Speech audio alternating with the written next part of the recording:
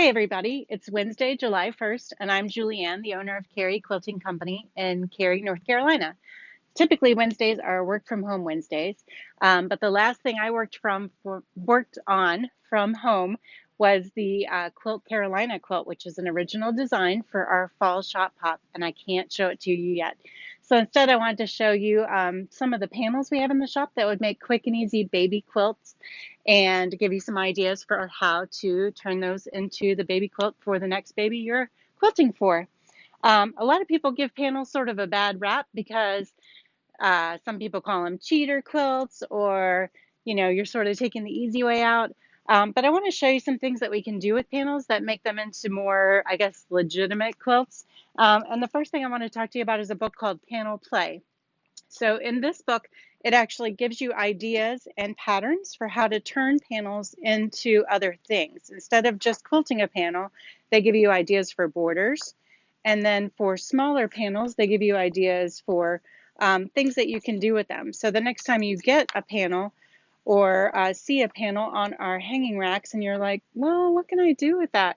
This book is a great idea source for you and actually gives you calculations. So obviously not all the panel blocks are going to be the same size on every panel, but they tell you how to calculate your blocks to turn them into quilts. So a really useful book, a good book to have around the house. So when you do have to make that quicker quilt, you can do it without thinking too much about it. So let me show you some of the panels that we have in the shop. And again, I just pulled panels that would be appropriate for baby quilts, but we do have probably about 100 different panels in the shop right now. So if you're looking for something other than baby quilts, we have those too. This one is kind of a ready-made. It's a flannel top, and we do have flannel backings. So you wouldn't have to do much to finish up that one. Here is the pink version of that. And again, you wouldn't have to do much for these. And we do have flannel backings, so you can just grab a backing and be done with that. The next one, this is one of my very favorite children's books. And this is a real small little panel.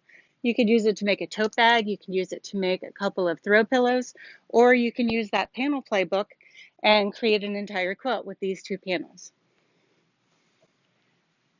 The next two are, again, a boy version and a girl version, or a blue and a pink.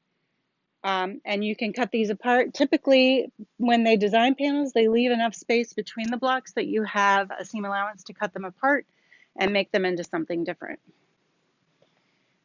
Here is the pinker version of that same one.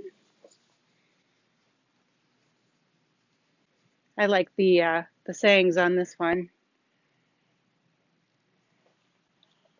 And then here is a huge barnyard panel. And again, that panel playbook will give you ideas for how to surround large panels that are hard to cut apart.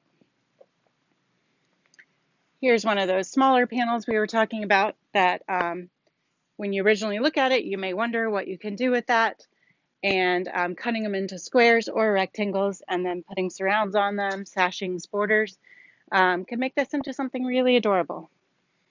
And last but not least, I love this one for the color saturation. This one has just limitless possibilities for fabrics you could add to it to make something exciting.